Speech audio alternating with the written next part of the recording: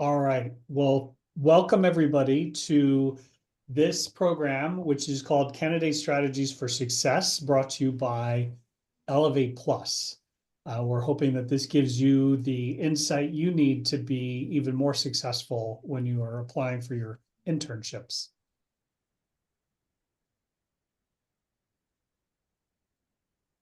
So Okay, today, we're gonna go ahead, Carolyn. Sorry, I talked I over was you. just going to welcome everyone again to taking the time to be here.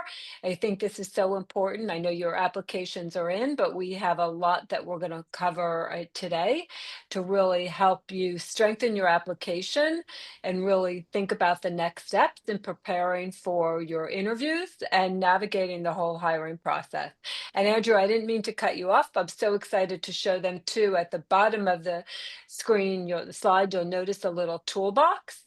And that toolbox represents some resources and tools that we've put out on our website as a follow-up to this session. So it's a cheat sheet on how to, develop your resume, a cheat sheet on how to prepare for the interview, a cheat sheet on how to use ChatGPT to prepare for your interview.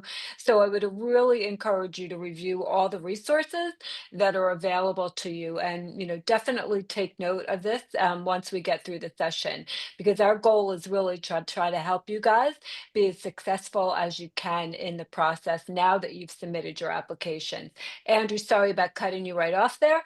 No, um, no, good. We're excited to be here, and so we'll do the couple of very quick introductions. My name is Andrew Walker. I founded Elevate Plus several years ago, and I am going to be in the role of color commentator. So I'll let our formal facilitator introduce herself now, Carolyn. Okay, great. Welcome. Nice to see you all here. My name is Carolyn Pirelli. You've probably received several emails and invites from me. So always pay attention to your mail when you see something's coming from me. Just to give you a little background, and very passionate about this, I started my career with a paid internship many years ago that opened many doors for me and really paved the way for my future success. Landed in higher ed, so I was in the Career Center at Drew University for about 6.5, almost 7 years. So I understand all that you guys are dealing with, from finding the internship and the search and all the stresses that that presents. So happy to be here today with all of you. Okay, great. And just as an icebreaker, I just think it's really important. We talk a lot about reflection. If you could just throw into the chat, I mean, I'm just curious if you want to just even put where your name maybe, and where you're going to school, and what's one skill you want to build or strengthen this summer. Like, what was the one thing you were thinking, you wanted to apply for an internship because you were looking to do, or just something, that a skill that you felt was important. Just really informal, no pressure, but if you just put that in the chat, that would be great.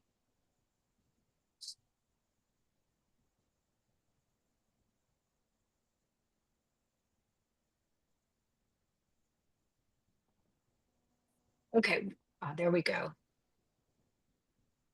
Great. Thank you, Rosaria. Leadership and professional development. That's excellent.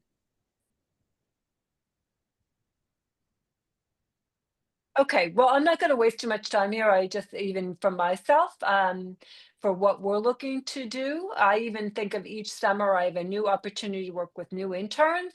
It's an opportunity for me to dig a little bit deeper and get better in my social media marketing skills. So I'm really encouraging myself this summer to pick up a few new skills too.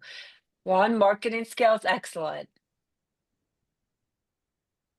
All right, so let's keep going, but if you can keep adding your comments, that would be great as we go. Yeah, and this is actually, we've all the pictures that are throughout this presentation are from our previous interns. One of the great things is at the end of the internships, so we'll talk about it a little bit, we have an in-person networking event, and we usually have a great photographer who has taken all of these photos that you're going to be seeing throughout the presentation. So those are four interns from, I want to say, 2 years ago. So excited to always see them back in our slideshow. So we're going to start off at a very high level. And the first thing we're going to start off is just strengthening your application. Now, all of you obviously have submitted your applications, but I just want to go through at a higher level the importance of the process of understanding the job description before you submit your application, tailoring your resume, and also then common mistakes to avoid. Now, again, this is an opportunity. I'm going to go through some things very quickly. And my whole thinking is that if it's not something you take away for this application and the applications that you've submitted to Elevate Plus, it's something that you think of for the next time moving forward, right? Because there's some key things that can really help you stand out when you submit the application. And sometimes it's almost too easy to just hit the apply button and not do the work underneath that. So, and you also have an opportunity here, and it's a great opportunity if we talk about a lot of things and you want to go back and you want to revisit your resume that you've submitted to the Elevate Plus application, or you want to actually update your application, you can. You have to Friday at 5 p.m. to get that into me. But again, it's also, at a higher level, just to make sure that there's an understanding there of what's involved and what I'm talking about when we talk about strengthening your application. The first thing is just, understanding the job description. I think that that's key. You need to just be able to root through a job description, pick out the skills that an employer is looking for, and then do a little reflection. Do you have those skills? If you don't have those skills, do you have experiences that can help you bridge the gap, right? Because your application and your resume is supposed to sell the value of that employer hiring you for that job. So, one of the initial things is that you have to be able to identify the key skills in the specific job description so you can target your application materials to show evidence of these skills, right? And that leads me right into tailoring your resume. Your resume is not supposed to be a list of things that you've done. It's not a task list. It's not, I can communicate, I know how to solve problems. Like, you really have to be able to show you have the skill and that you have evidence of how you use that skill. And we'll talk a little bit more about that. But, I would encourage all of you to make sure that when you're looking at your the applications, and it's a little bit different because for this Elevate application cycle, you have one resume that many of you may have applied to 3 positions. So it's not really as targeted as it could be. But I would say take away from this session that when you go to apply for future opportunities, that you're not just using the same resume repeatedly. You can have the same experiences, but you have to be able to reword them and sometimes even prioritize them on how you present them on the resume to match the expectations of what the employer is telling you they're looking for in the job description. So it's almost like building a puzzle or putting a puzzle together. And then I would also say when you common mistakes to avoid, and I see it all the time. And if I see too many of them, I will send the resume or an application back. First thing is have someone look at your application materials. A second set of eyes is one of the best and easiest things you can do. You want to make sure that you don't have grammatical errors. You don't want to make sure that your spelling is correct. You also want to make sure that you are, again, when you look at what the employer is looking for, are you actually in your resume? Are you tying your experience? Are your experiences relevant to what the employer is looking for? And I will just note, and I say this to all the students that I work with: if you're you don't have to put you graduated from high school on a resume at this point. If you're in college, the assumption is you've graduated from high school. And high school experience, unless it specifically relates back to what the employer is looking for, or if it shows a skill that maybe one of something that you don't have in a new experience, then it's okay to put it on a resume. Otherwise, an employer wants to see relevant evidence of the skills that you have.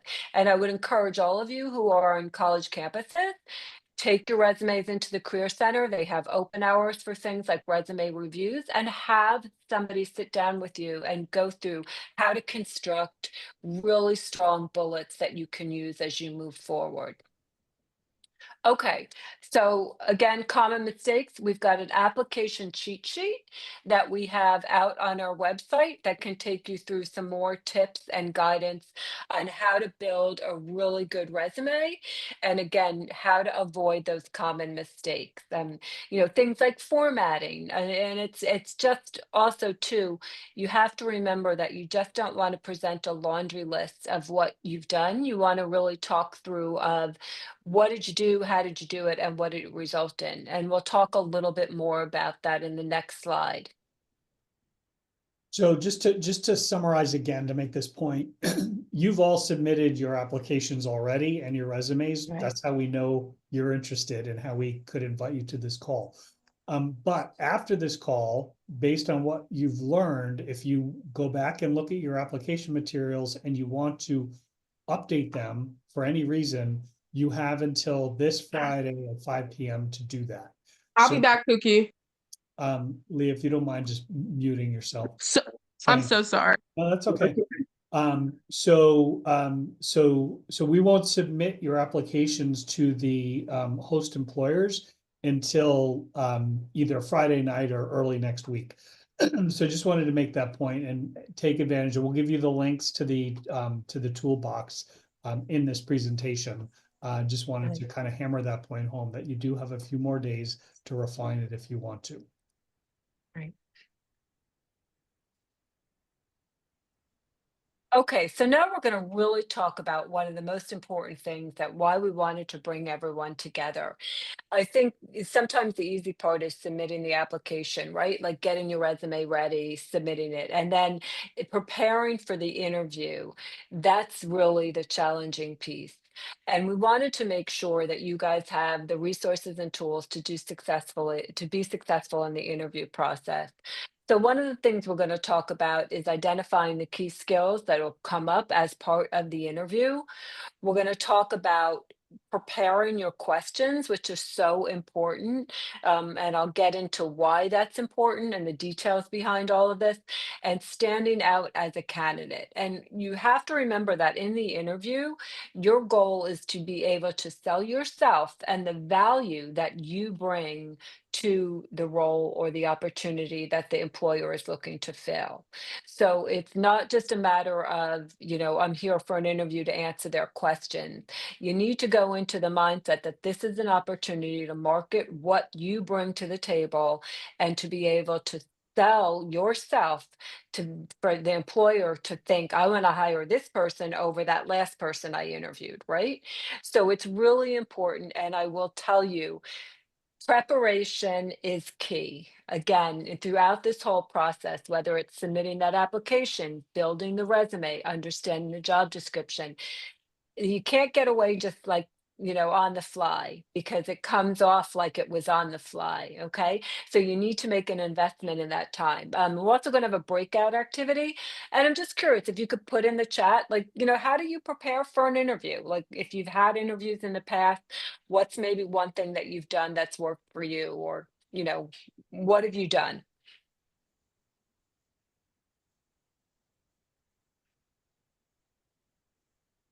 Okay. So one of the things I'll tell you I used to do, and this was before ChatGPT ever, and we didn't have video technology then that we could sit. I used to sit in front of, a mirror, right? And kind of go through my head. I knew there were two questions an employer was going to ask. Tell me about yourself, right? And tell me about a challenge you had and what you did and what did you learn? And I used to sit in my dorm room in front of my mirror and kind of go through those two things in my head. Seemed to work. You guys have a whole host of technology tools that you can utilize nowadays. So I would encourage you. Visit the company site. That's excellent. That's great. That's what we're going to talk a little bit about too. So one of the first things is key skills. We talked about the importance of going through the job description. So the employer's making the assumption that, you're there for an interview, you understand the job description, You see the skills they're looking for. So they're going to be asking you to show evidence of those skills, probably in the interview. So, for example, if the job description is saying, I want to see, I'm looking for someone with strong communication skills, there's a good chance Yeah. when you get in the interview, the employer is going to say, well, Second, I'm tell gonna me get it. Are you good? tell me a little bit about your communication skills.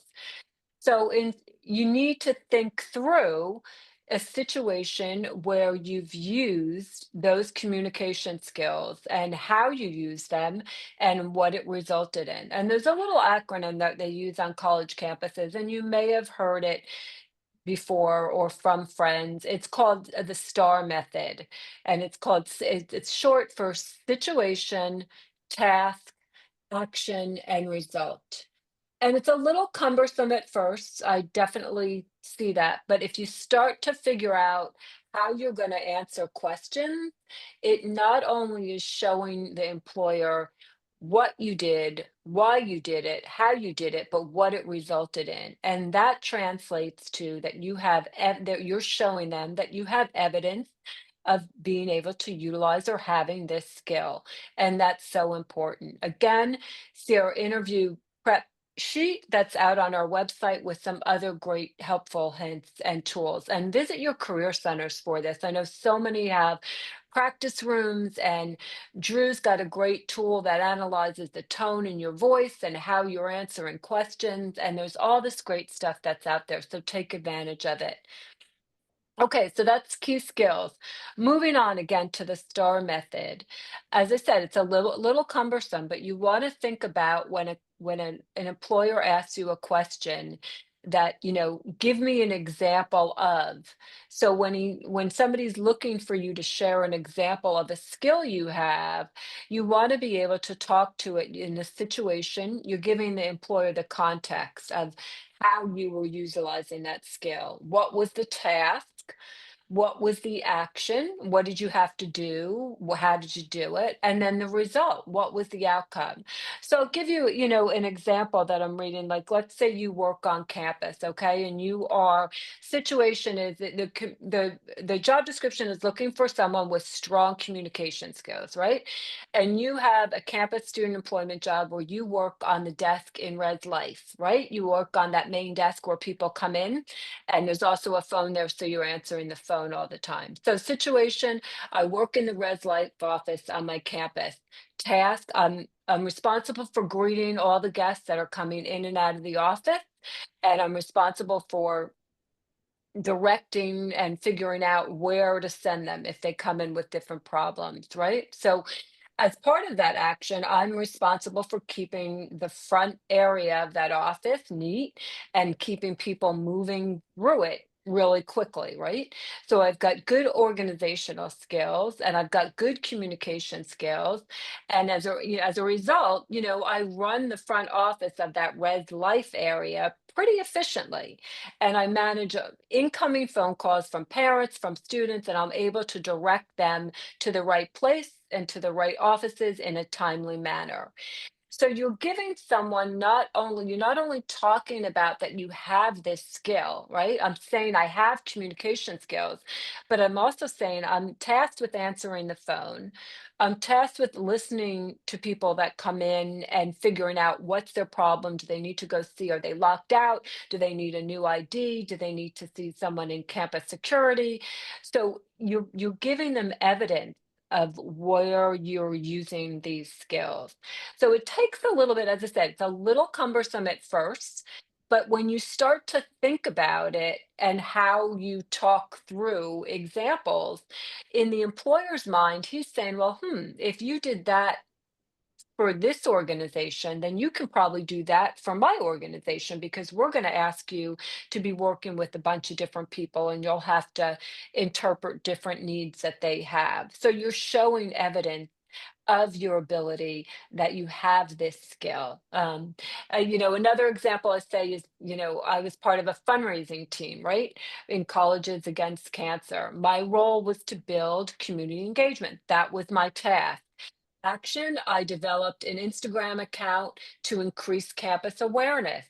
What did it result in? It resulted in increased donations to call our branch of Colleges Against Cancer, and it resulted in a high level of attendance for our campus event. So I'm telling them what I did. I'm telling them what my task was, what I was supposed to do, what actions I took, and what the result was.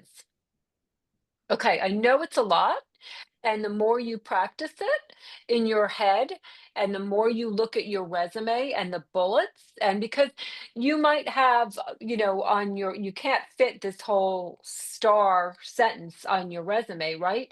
But you might have talked about a leadership position you had in a club, or you might have talked about your experience closing out a register if you worked at Target or something like that, right?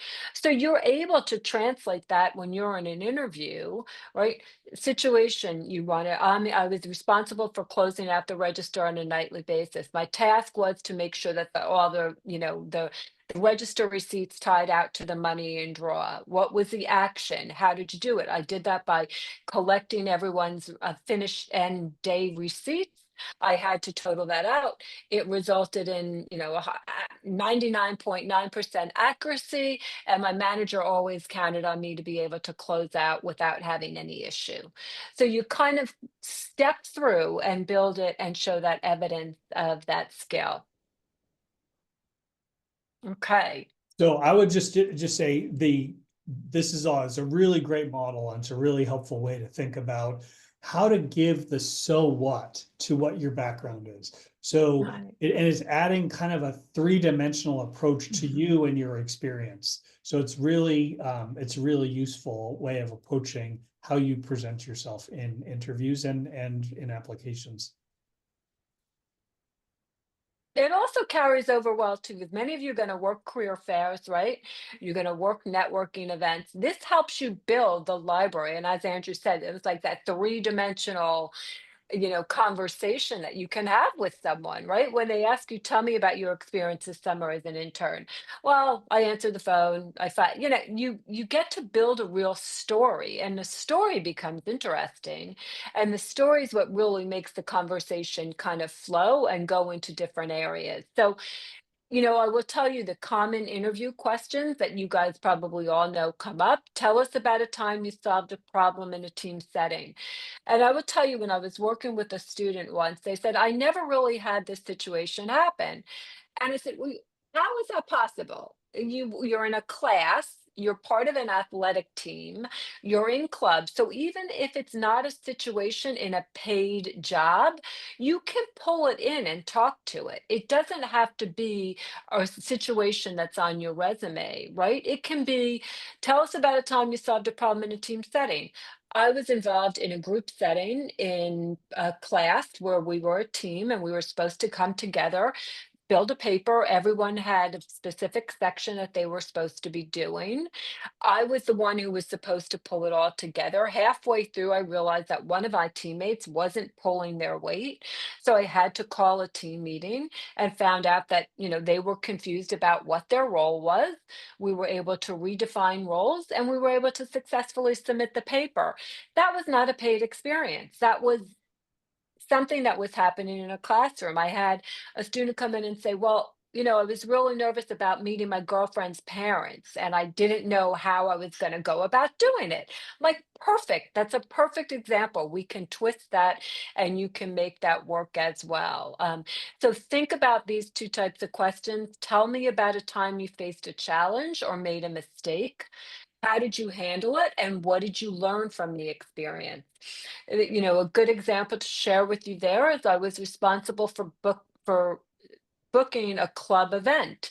I thought I booked the room, but I didn't complete the paperwork correctly.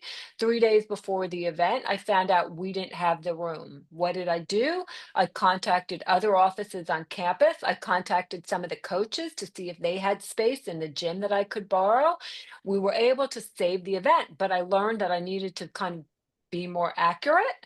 I needed to be a lot more organized, and I needed to double check, especially when things required like follow up. I made the assumption that I emailed them and they didn't get back to me. So I figured out I got the room, nothing else I need to do.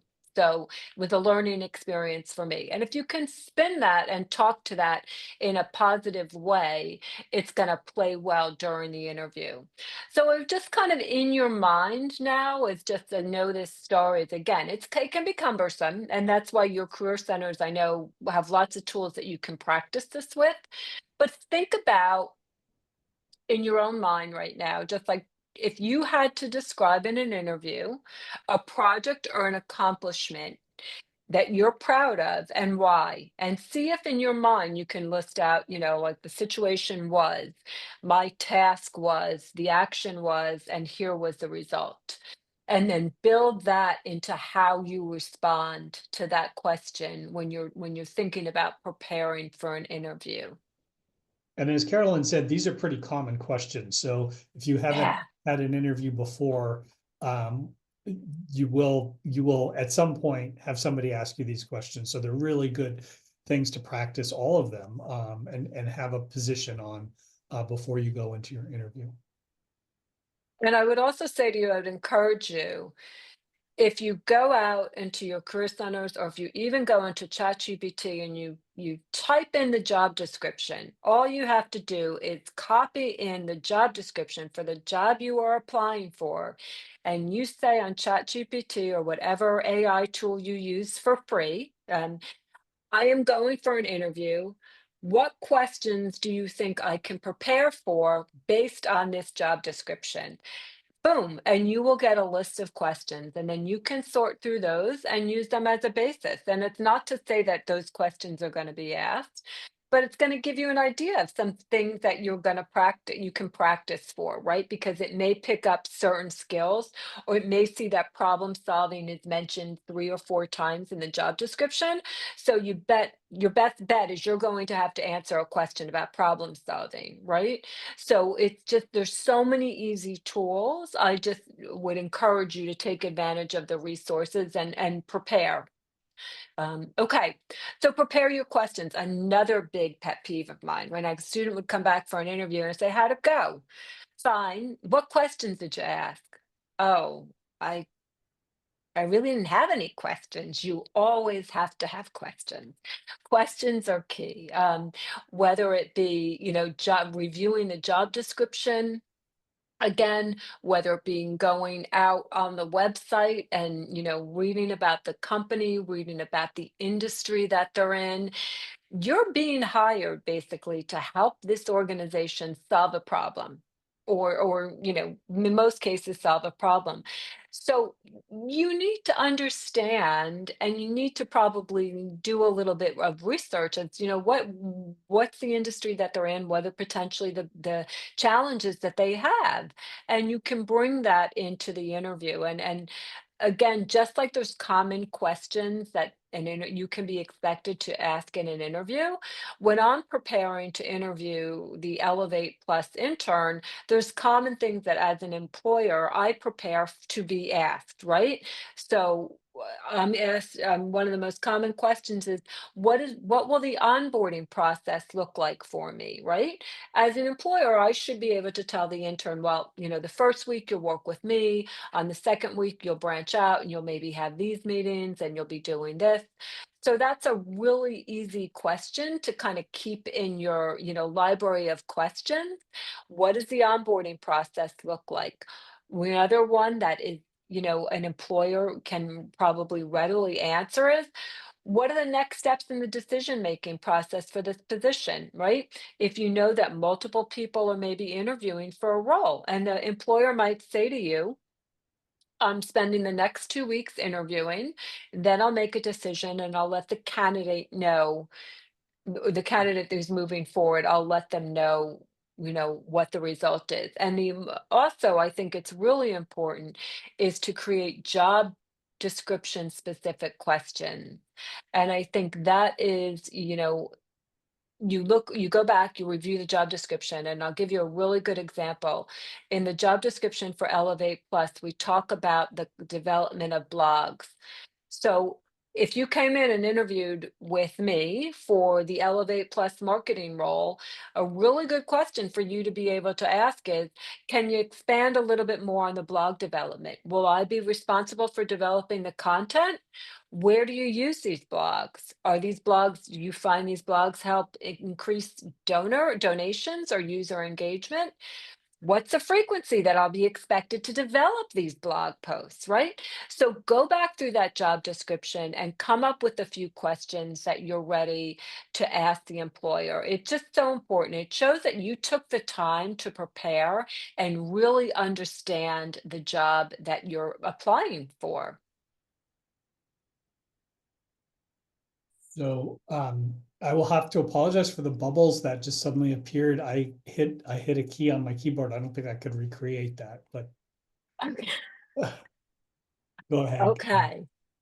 All right, standing out as a candidate. I mean, this is really, really important. As I said before, you want to take some time to prepare because you're going into this interview and this is the opportunity to sell yourself. So one of the easiest things you can do, we said before, is research the organization. I saw a few people put this in the chat. Research the organization, go look them up on the website. You can even, if you know who you're interviewing with, you can maybe potentially look them up on LinkedIn. You can probably even look them up on the website. So for example, if you were interviewing with me and you were going for the Elevate Plus, you could go to the Elevate website and you would see a little blog or menu item about the staff. And you would be able to read my background and you would have some idea of who you were interviewing with. So again, you want to just take those extra steps. Be on time, whether it's virtual or in person. So what does that mean? If you need to be somewhere, understand how long it's going to take you to get there and is there parking? If you are interviewing in somewhere like downtown Summit, you need to allow extra time to find a parking spot, right? So these are things that you want to be prepared of. How far is the train station from where you're interviewing? Allow time to walk or, an Uber to get over there. And if you're interviewing virtually, it's so important to show up for that Zoom interview prepared. Is your background, eliminate any distracting backgrounds. If you're sitting in your kitchen or if you're sitting in your dining room like I am right now, you can come up with this great office looking background to eliminate anything in the back and give you a more professional environment. It's just really important. You can even go out to Zoom and you can do it's zoom.com//test. And if you don't have a Zoom account, it'll let you test your background, your lighting, if your AirPods work.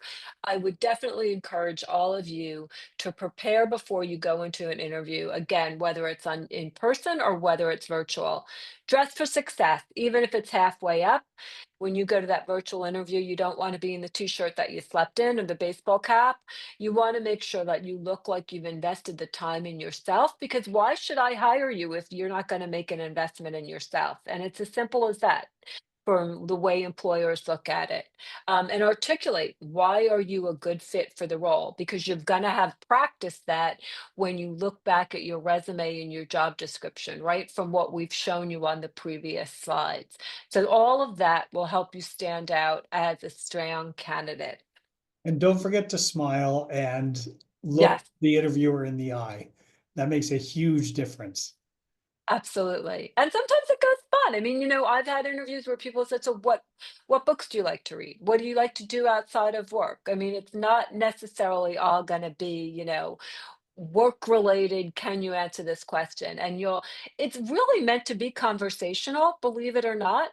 And that's where the more comfortable you get with these questions and kind of developing your story, you will see how the interview doesn't become like them barraging you with questions and you answering. It becomes more of a flow and it becomes very conversational. All right. So we are going to have a breakout. Carolyn, I think we've got 10 students with us. So maybe 3, and 4 Okay. in terms of the group breakout. So you're gonna, in a little small group, you're gonna practice answering an interview question. I'm gonna tell you what those are in a second. And then together, you're going to develop one question you think you should ask of the interviewer. So the questions that you have to consider, so either take a screenshot or maybe use your phone and take a picture of this page so you have it in the breakout. The two options are tell me about a time you worked on a team to solve a problem, or you can answer how do you manage competing deadlines? So teamwork, and then the other one is about prioritization. You're each of you individually going to pick one of those and take turns answering the question in your breakout. And then when you've all had a turn going around, you're going to come up with a question that when you come back into a group, you're going to share with us what question you would ask of the interviewer. Carolyn, did you want to add anything before we move on? Yeah, no, I just we break out, just kind of think of, and it's going to be a little bit difficult to kind of take, and go through the full blown star method. But again, when you select one of the questions to answer, think about more than just the what you did. Think about the scenario and what Andrew said, the context and what you did around it. What was your responsibility? And just think it through, using that star as almost like a foundation on how you build it. So we're not going to give you a whole lot of time. So this is like a speed dating exercise. Don't get it perfect. Just take a crack at answering the question. We'll give you a notice when you should be pivoting to the group question to come up with. So you have advance notice. So we'll send you a message in your breakout at that point. Okay, Carolyn, why don't you send them on? I'm going to pause the. Okay. Yeah. I'm good. All right. Well, welcome back. Hope you had a good conversation. I would love to hear whether you want to come off mute and comment or chat about your takeaway from this activity. Is there anything that you found surprising? Was it harder than you expected to answer the interview question on the fly? We just gave it to you. You had to answer it off the top of your head. Or was it easier than you expected? Anybody want to jump in?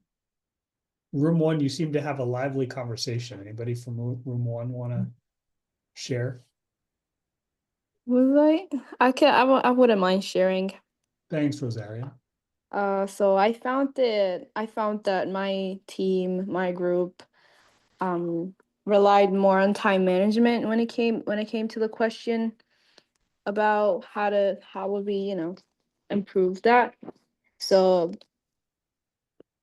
everyone kind of spoke on time management and the fact that they would probably get the important things out of the way first and then get the rest done in order to minimize the time. And someone also cared about when it came to the questions that we would probably ask. I came up with, how would how do you think is a great employee or a great fit to your company, for example, and somebody came off with a regular question saying, oh, what's your favorite pet, just to like open up and see how they would say to that. But yes, Great. Thanks, Rosaria. you're welcome. Anybody want to say anything else before we move on? There were some groups we could see which groups were active with the microphones moving Yeah. and those were quieter. For the quieter groups, did you was it harder than you expected? I can share. For our group, I answered the question about how my time management skills. I feel as though that my time management skills are good. I like to get stuff done before the due date, like days before if I have time or if I'm aware of the assignment. They spoke about their group projects and how they've had issues in the past with their group not knowing what to do and how they would have to have an emergency meeting before, like a few days before the assignment is due, because people were confused about their work and what they had to do for a question that we would ask someone for the interview. One of my teammates came up with, they came up with, sorry, they came up, why you're still working at this job and why do you like working here? And yeah. Good. All right, Okay. good. That's Thank you. good. Yeah. Very good. I would love Yeah. to spend more time on this because I'm really interested what you all have to say, but I'm looking at the clock, so we're gonna Yeah. move The on. other, yeah, the other thing, just throw a side note for that, when you come out at interviews, whether they're for the Elevate experience or whether it's things on campus, whether it's a summer job, make note of the questions that you found difficult, right? And the questions that kind of tripped you up. Because it's just like anything else. If you know kind of going into it, or that was a question that I didn't feel really comfortable answering, that you can prepare for the next time and do a better job like answering and practicing for that question. So definitely just kind of be mindful of that. Navigating the hiring process. So this is, what happens after the interview. There's a lot of things that could happen, right? Maybe you don't get the internship, or you receive an offer, or you're basically in a situation where maybe you're handling multiple offers. With the Elevate program, we know that students can apply for up to 3 positions, but there are also many of our students, or many of our applicants are applying outside the Elevate program, right? This is like the big time, the big hiring time for internships out there. So we want to just go through and talk through some things to help make that process easier for you. One of the most important things I think is after the interview is sending a professional thank you note, an email, and within 24 hours. And you want to thank them for their time and maybe potentially mention something specific from the interview. We've got an interview cheat sheet, see after the interview cheat sheet out on our website, which basically has a formatted email message that you can use. Why do you want to do this? It shows professionalism and it shows your gratitude for the opportunity for the interview.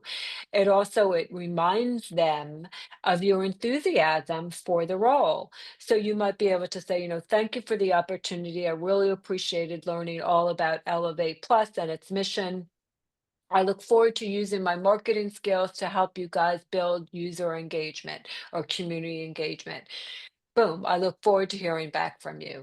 I get that email and it reminds me, oh, right, that was the student that, did the campus blogs or was really big on social media and videoing. So it's an opportunity to reinforce your interest along with show your gratitude.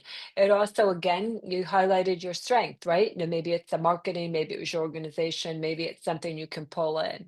And it helps you stand out. Many candidates skip this step because they applied for, so many positions are out there and they're just don't have time to do it, or some people just don't think it's valuable. I would really emphasize the importance of sending an email. You can save it in your sent box. If you're multiple interviewing for, a bunch of different things, you can change it relatively easy, but you definitely want to send a thank you follow-up. And one of the things is if you don't get the internship, right? And there's an opportunity there too. You have the ability to, thank the employer for the opportunity, and you can also ask them for feedback or insights. And I had a student that just did this that was looking for a position that required a certain level of Python and programming skills that they didn't have. And the employer was really kind and said, enjoyed interviewing with you. You're a great candidate, but we needed to go with someone who had a stronger understanding of, and I forget what the technology, the name of this thing was. And he was appreciative because that was something that he could do on his own and bring up to, get himself kind of build that gap, or fill that gap, I should say, between the skills that he had and what this role was looking for. So again, ask for feedback politely. Some will want to give it and some may not be, that good with giving it, but I would always encourage you to ask. It's a learning opportunity for you at any point. Um, the other thing too is, reflect on your experience if you don't get the internship. What do you think went well and what do you think didn't go so well, right? And again, you want to keep building your network.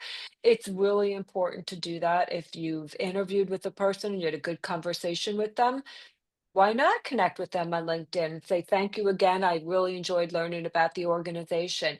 You never know. That person could be in another job 10 years down the line and you run into them at, like a PTA meeting or something. And, you never know where that connection is going to go. And I could And actually add a personal experience to this. I interviewed for a job earlier in my career, and I was very enthusiastic about it, and I didn't get the job. They went with another candidate, and I wrote a thank you letter, and I said, I really enjoyed my experience. I regret not getting the position. I wish you all the luck with this person you've hired. If there's any feedback you can provide to me on how I might do better in another situation, I'd welcome that. And they wrote back, said thank you, and no, it was just a final decision between two candidates. There's no sort of constructive feedback we can give you, which was interesting. But fast forward a year later, they called me and they said the person they hired hadn't worked out. Would I be open to joining the company? So just by me having that exchange with the person I interviewed with kept the door open, and you never know when that could happen to you too. So it's an unfortunate, and believe me, I've interviewed for many jobs that I didn't get. It's just part of life. The key is, what do you learn from it, and how do you grow from there? Mhm. Absolutely. And it's, as you said, you never know where and the next opportunity. And a question came up, what's the best time to reach out to the employer after applying for a position? So if you've had that interview, and I would say follow up within the next 24 hours. Like when you get home, definitely no more than 48 hours, right? Because you want to be fresh in their memory too. They're really busy, they've got a lot going on. And I would encourage all of you too, when you work alumni events and when you work career fairs and any other opportunity, you connect within that 24-hour window, because people are busy and they can kind of forget who you were. And I'm not saying that because you didn't stand out. It's just life keeps people really busy. So I would The other say thing this too is, is I read that question a little differently, is maybe they've already sent the thank you note and they haven't heard anything from the employer from their side. So how long would oh, you, okay. Carolyn, to encourage somebody to follow up? I would say in following up with the employer, if you haven't asked a question, so you left the interview and you didn't have any idea they didn't say to you, I'll be making a decision within 2 weeks. I would say you could let a week go by. 5 days at the most. If you interviewed on a Thursday, I would say by that next like Tuesday to reach out and say, I haven't heard. Can you let me know when you can expect to be making a decision? Right? You just and they may say to you, "Oh, we're in the process of interviewing. We don't expect to make a decision within the next week." But I would say 5 days is, that's the employer should have an idea of when they're going to be able to make the decision. And I'm only giving you, because there's a weekend in there. If like you had the interview on a Thursday, right? You've got a Saturday and Sunday in there. But I would reach out on that Tuesday and But I say, would even, "Hey, I would say the key is in the interview, ask the question of their decision-making yeah, timeline, because they might have a list of 10 people they want to talk to, right." and it's going to take a while. They might have a list of one, you being it. And whatever is happening on their side in the interview, that's the best time to say, what's your approximate time frame? And then, yeah, following up, I would say maybe if I were interviewing somebody and I got a thank you note, and then 3 days later they said, well, what's your timeline? I would rather have them wait a little bit longer. So there, Yeah. you're getting two perspectives. There's no wrong answer. There's just a point of view. But certainly, if you've interviewed and a couple of weeks have gone by and you've heard nothing, it is fine to send a note to say 5 days, 2 weeks, somewhere in there, to say, Yeah. hey, and we're going to talk about this in a second, but you might be really interested in this job, but have 2 or 3 other opportunities you're pursuing. And that means the time, you're trying to manage multiple timelines. So we're going to get to that in a second. All right. I would also say too that, as Andrew said, it's really dependent on if you're going through if you're interviewing with a big company, like 5 days, they're not even getting through a handful of who they're, have to interview, or maybe that you have to interview with people have to interview with multiple team members. So if I could stress one question that you all bring into the interview, I would, definitely ditto what Andrew said. What is the decision making process look like? When can I expect to hear back from you? I mean, definitely bring that question in with you. So And I Carol, think, just doing a time check. We're 2 minutes. So yeah, okay. So again, you've got an offer, what's next? Let's say you get the offer, you want to be prompt in accepting, or if you found another opportunity that you're going to be pursuing, you want to let the employer know as quickly as possible. You want to make sure that you follow up with a thank you note. So what will happen is, if on the Elevate side, if you go through the interview process, you're selected by the organization. They'll probably send you an email that says, we'd like to offer you the position. Here's what we're thinking in terms of the hours. Here's when the starting date. Here's the wages. And they'll expect you to confirm and thank them back on that same email chain. Yes, I accept this offer. I'm available to start on whatever the agreed upon date is. I look forward to discussing my schedule in detail, next week or something like that. But you definitely want to follow up and thank them in that same opportunity, in that same email that you're confirming your acceptance. And then what happens in preparing for the role? A big part of the Elevate program is not just that we're about the internship opportunity. Getting the opportunity, I think, is probably the easier piece of it. We want to make sure you participate in the professional development that we kind of like to wrap around this to make this experience extremely important. So I think you'll get from me a congratulatory message, an email with a lot of information that'll mention something about a job readiness class. So we want you to attend a job readiness class before you start the interview. Just like we're giving this session before you interview, we have another session that will give you the tools and resources to be successful once you're in that role and starting in that role. We'll talk about a pre-expectations conversation and things like that. And we'll also, we want to make sure that you inquire with the employer about any paperwork that they may need from you in order once you get started. It's like a normal job, whether you worked on campus, you'll probably need to give them a W-4 and I-9. So you want to just have that conversation up front with them as well. How to handle multiple authors. Now, this is something, you want to treat all organizations with respect, right? And there's a lot here, and I know it's not necessarily something that many students have had to navigate in the past, but you could be you could get an offer from one organization. Let's say you get an offer from an Elevate organization and you were interviewing with someone outside of the Elevate program and you're still waiting to hear back from them. And maybe that was really your first choice. That's fine. I don't take it personally, but you want to be transparent when you're with the employer who's made the offer to you. And you can say to them, I'm waiting to hear back. I've interviewed for another opportunity. I'm waiting to hear back. When do you need me to make a decision by? That's a completely respectable thing to say to an employer. And the employer may say, great, I need to know by Friday, or I need to know by next Monday. And then you want to honor that agreed time frame and notify each organization. I would also ask you on a higher level too, think objectively about each offer, right? And what opportunity is going to give you the growth and the growth opportunity and the transferable skills that you're looking for.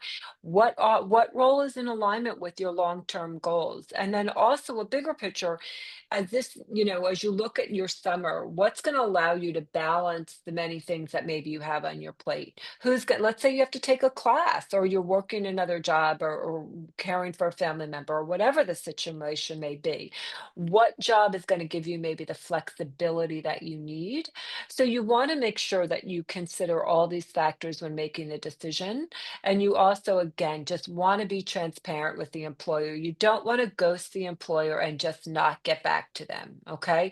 Just like we're telling our hosts that they've got a deadline that they've got to make offers by, we're going to try to, help you guys understand if the employer asks for you to let them know by a certain date, we want you to let them know by that date, right? I don't want to hear from anybody that, we made an offer to somebody and we still haven't heard back from him. The Okay. key here is be open and to communicate. If you're Yes. not sharing any kind of response at all, they're going to presume you're not interested. Even if they've Right. made the offer, it's going to sort of make them feel less excited about you. So Right. communicate. Yeah. And as I said, in the Elevate program, they know students can apply for up to 3 positions. They know that. So it would not be unsettling for an employer to hear, I'm waiting to hear, 2 years ago, our intern, I have another interview with an organization on Friday. Great. Let me know how that goes. I'll make a decision on my end and you can make that decision on where you're gonna spend the summer. Okay. So closing out, lot of information here. Hopefully you found, even grabbed a piece of it and found it valuable. We did put these cheat sheets up on our website. I would say if you're gonna, take 10 minutes just to look at what's there. There's a great tool on how to use ChatGPT to help you prepare for interviews if you haven't had experience with AI and leveraging that. We've definitely reviewed the candidate strategies toolbox. If you'd like to review your application or resume, you feel free to do that.